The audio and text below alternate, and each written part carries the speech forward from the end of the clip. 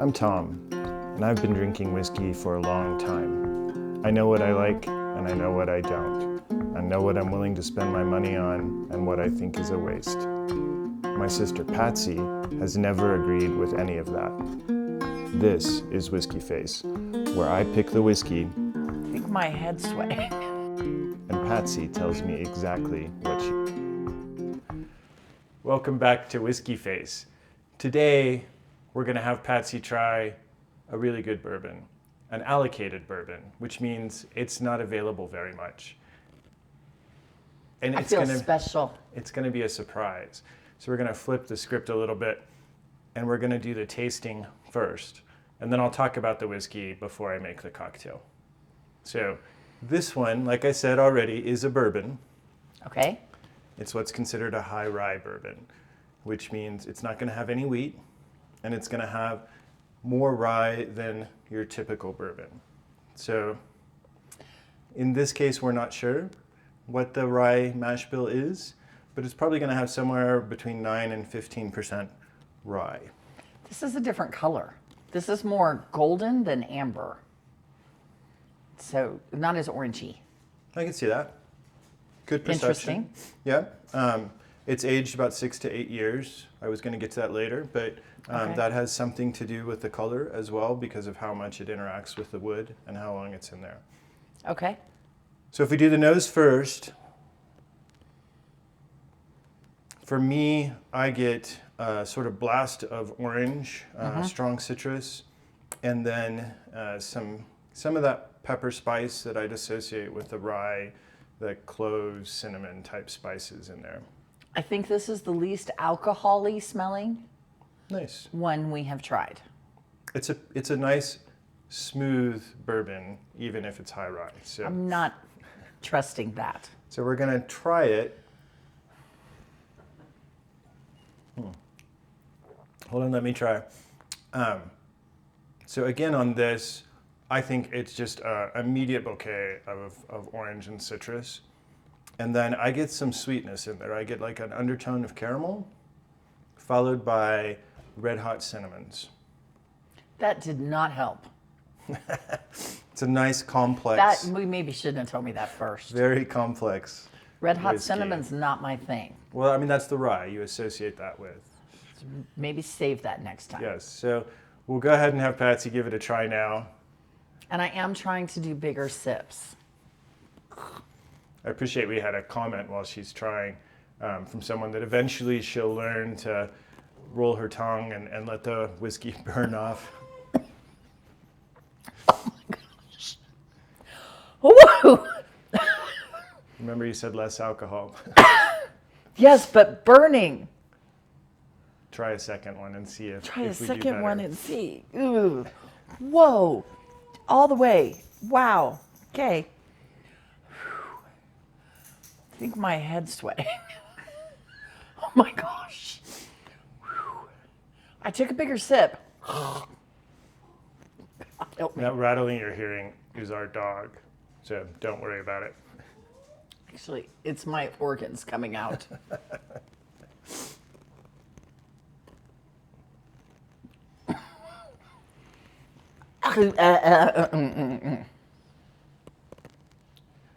Sorry. The second sip did not help. I did get more flavor the second time. That didn't help. I think we did better Oh, than I'm last gonna week, though. breathe flames. Oh my gosh. Okay. I think that's better than last week, though. So if I look at our whiskey scale again, whiskey face scale, I think this time, and I realize I think in the first 3 episodes I've said it wrong every time, but this time I'm going to get it right. I think better than last week. Better than last week. I could swallow it. So I think your face was a little stronger, though, and so I'm going to go with an offended this time, a number 4 on the I scale. might have put it at the 3. Oh, wow. That doesn't mean I want to have any more. I think we should have her do a third try. God, no. Oh my gosh, no. Okay, so the whiskey that she just tried I'm perspiring now. is Blanton's. And Blanton's is the first commercially available single barrel bourbon. It's named after Albert Blanton, who was the head of the then George Stagg distillery in the early 1900s. And after Prohibition, he had Warehouse H built as a rick house, but it was built out of metal, so it could go up faster than the typical brick houses would and expand production. And he quickly found that the metal building caused the whiskey to age differently. It aged faster, which meant a lot more interaction with the wood. And so you probably got some oak tannins in there too. Yeah, I don't know what those taste pulled like. in, and that's also what we were talking about with the color. So when he discovered this, he started tasting the whiskey as he was prone to do, and realized some of the barrels in there were really quite good.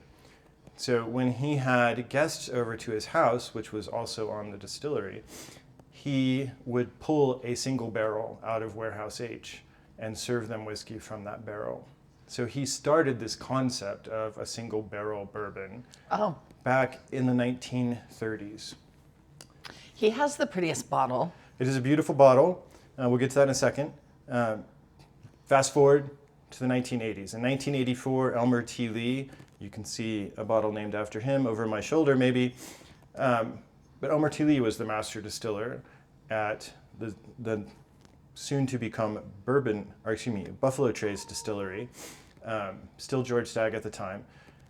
And he decided to honor Albert Blanton by pulling single barrels and bottling them and naming it after Mr. Blanton. Mr. Blanton was a Kentucky colonel, by the way, which is an honorific title, not actual Army soldier. And you may know another Kentucky colonel who made a lot of fried chicken. But in this case, something that tastes maybe a little better, bourbon. Fried chicken. See, I can't even talk right now. So Blanton's is bottled Permanently by impaired. hand. It is still pulled from single barrels in Warehouse H. And if you look at this bottle, they handwrite on it as they bottle it what date the barrel was pulled, the barrel number, Warehouse H, because that's where Blanton's comes from, what rick stack it was on. This was on rick 18. And the proof, which is 93 proof. So just like last week, we had the single barrel rye. Every barrel is going to be different. The burning is finally going down in my lips and tongue. But they're going to strive for a consistency in the barrels they pull. So another cool When thing. they take alcohol out of the barrel, is that done then? Or does the barrel still sit there? When they take it out, do they take all of it out at one time? They'll take all of it out and they'll bottle that barrel. And then frequently those barrels will be used for other purposes. It's really popular to use them for aging Cabernet, for instance, and you'll get a bourbon barrel-aged Cabernet that's pretty good. And we get the only way that I like bourbon, when you put coffee in it. And you can do that. You age coffee beans in the bourbon cask. So another thing many of you may know is Blanton's has these horse stoppers, and there are one stopper for each letter in Blanton's, which if I do math quickly is 8. And you can sort of see, maybe not, but right here under the back leg is the S. So each of the horses is in a different position representing the motion of a horse through a race. Sort of highlighting So the... just for, what would it cost you to collect all the barrels to have all the letters? So, rough number. I was on the web yesterday looking for this because it's very hard to find. As I said, it's allocated. And it was about $110 was the cheapest I found it for a bottle of Blanton's. I bought this bottle a few years ago, and I think I paid $75 for it done. Okay. So, Tom has warned me if he ever dies, I can't just throw the whiskey and bourbon away. no. I have to call someone who knows what they're doing. So for the redemption round today, we are going to make Boulevardier, or Boulevardier, if you want to say it French. It's essentially a Negroni, which is made with gin, but you substitute the bourbon instead. I like gin even less than bourbon. I wouldn't even taste it if it's gin. So we at least have a chance here. So we start with ice in a glass. And we're going to put in, some would say equal parts of the bourbon, which we're not actually doing. Don't tell Patsy, but we're going to put in 1.5 ounces of bourbon. And then Campari. Campari is an Amaro, similar to Amaro Averna that we used last year. In fact, Is it a or last syrupy? week, sorry. It's not, and interestingly, Campari used to own Amaro Averna, but they sold it in December. Okay. So Well, good. Not as syrupy. Well, it is bode better. It is strong. If you've had an Aperol spritz, they Yeah, I've own never. Aperol as well. I've never had an Aperol And spritz. it's stronger than Aperol. I and don't then- even know what that smells like. It's very herbaceous. I know, but I can't even identify the herb. Campari is from northern Italy. There are 60 herbs and spices in it, and the recipe is a secret, so we don't know exactly That's what those are. unique smelling. And then we're going to add an ounce of sweet vermouth. So equal parts Campari and sweet vermouth. And you could do equal bourbon, or in our case, 1.5 ounces of bourbon. We're going to stir that up in the ice. That smells like soy sauce. That's not a compliment. Sweet vermouth is made out of wine. So, and I have my Hawthorne strainer that I didn't have last week. I'm going to take that I'm not out. going to smell them again. That didn't bode well. So some people do orange in a Boulevardier. I do a cherry because I think cherries go better with the heft of the drink. And Sorry, say that again. it's a heavy drink, a thick drink to me, and I think a cherry fits that better. What So do other people do? they put an orange slice in. Oh. We're just going to express an orange over the top as a garnish instead. You just like those nasty cherries. And we'll go with that. Now, I'll tell you a little more history of this. The Boulevardier was developed in the 1920s. It first appeared in a cocktail book in 1927 by a bartender named Henry McElhone, who owned a bar in Paris. And his bar was Harry's New York bar, and it was the place to hang out as an American expat. So Hemingway, Fitzgerald hung out there. Okay. And another guy named Erskine Gwen hung out there, and he is actually credited with developing this. And so it's named after his magazine. He published a magazine called the Boulevardier from 1927 to the early 30s, focused on expat culture in Paris. And the name refers to sort of man about town who is fashionable and has nothing urgent to do and just strolls the boulevards. I'll take the lifestyle, maybe not the drink. Okay. Again, this is the most tolerable smelling. Okay, we're making progress. That is progress.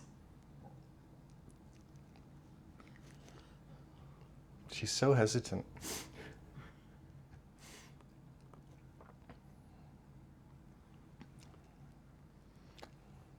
You want to give it another try? The fir-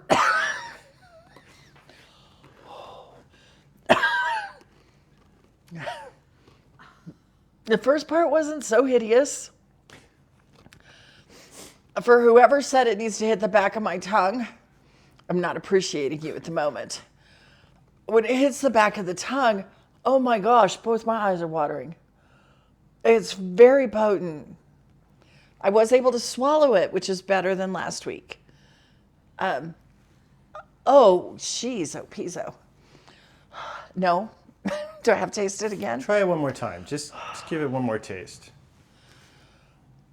Oh, gosh.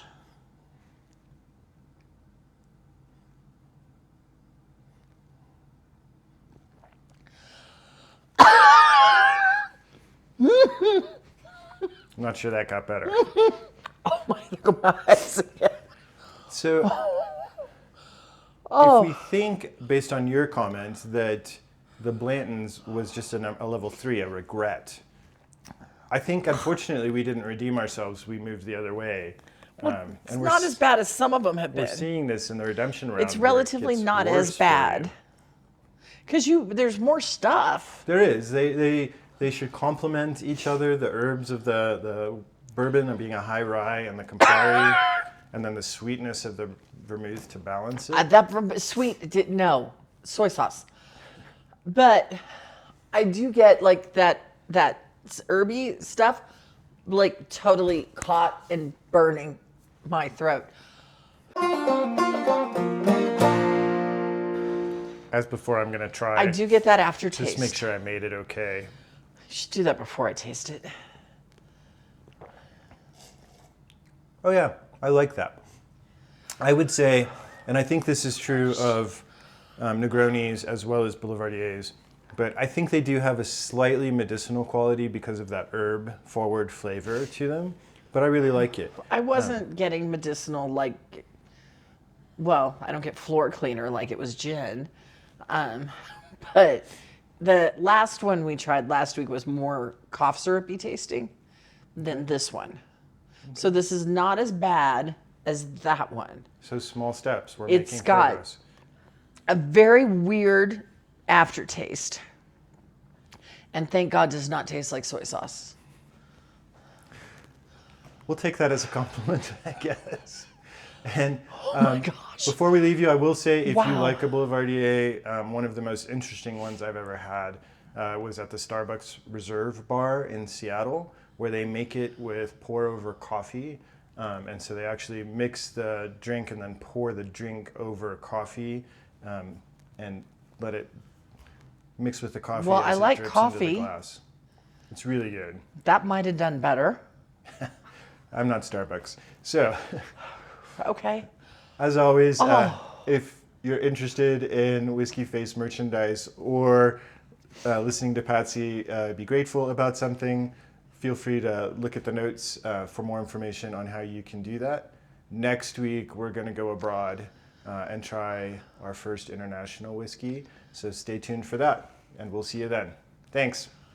Bye.